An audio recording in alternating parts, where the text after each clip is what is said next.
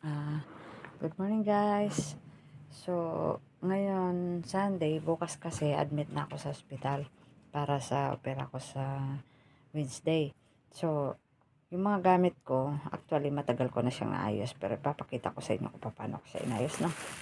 Ah, Napapansin ba natin na pag nasa ospital tayo nakalagay nga yung gamit natin sa bag kumpleto.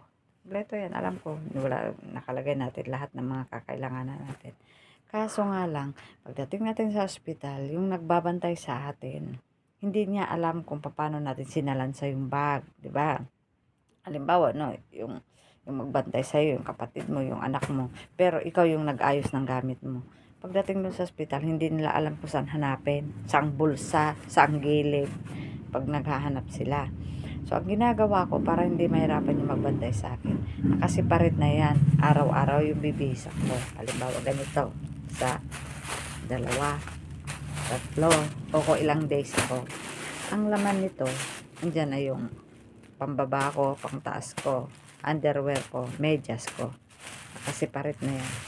Kaya, madali na lang sinilang tanggalin sa bag. Pag sinabi lang, magbihis ka na, o bibihisan kita, o ganyan.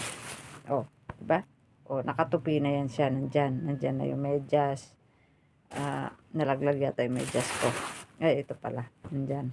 Medyas at saka kompleto na yan siya. Good for 1 week. Kasi said, baka butin ako ng 1 week, pero di ko alam. So, nilagay ko na siyang ganyan. Tapos nagdala ko ng tuwalya.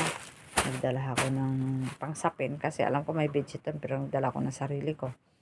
Kaya, ganyan ko siya inayos. Diba? Para, less sa kalat. Alam mo naman, mas maganda yung para pagdating doon, hindi makalat. Ngayon, dahil sa ospital, marami din tayong kailangan. Tapos, alam ko, maraming nabibili sa labas. Kaso nga lang, siyempre, para makatipid ka naman. Tsaka, mahal din doon sa labas. Tsaka, hindi ka nakakabili ng pira-piraso. Bulto-bulto pa yung iba. Hindi pwede magtingi. So, ang ginagawa ko, yung mga gamit-gamit natin. Halimbawa, yung mga baso. Nagdala na rin ako para kung may paps akong pangkape. Ay, ganito ako. Hindi ko alam kung pwede na rin to pag platuhan o anong gagawin nito. Meron din akong dalang baso. May plastic ako, may kutsara. Para kompleto. Tsaka unang-una, hindi mawawala yung pang-hygiene natin. Kasi sa hospital, kailangan natin meron din tayo mga ganito. Kasi pag pupunta tayo ng banyo, ganyan, meron tayong pang-linis. Nagdala ako ng Clorox. Meron akong sabon na bar. Meron akong mabango na sabon, merong toothpaste, merong shampoo, bahala sila kung gusto nila akong paliguan. Kasi namang, halimbawa, nandun ka na sa taas o sa baba, hindi mo alam kung anong floor ka yung room mo. Kasi dito, kasi malaki yung hospital dito, hindi mo alam kung saan ka banda na ilalagay. Bababa pa yung kasama mo, yung magbantay sa'yo. Diba, para lang bibili ng sabon o nakakapagod naman, kawawa naman. Kaya bumili na ako at saka unang-una para makatipid na rin at hindi na ako bibili sa labas. Kasi meron pa namang gamit sa bahay. Kaya dinala ko na rin. O, diba?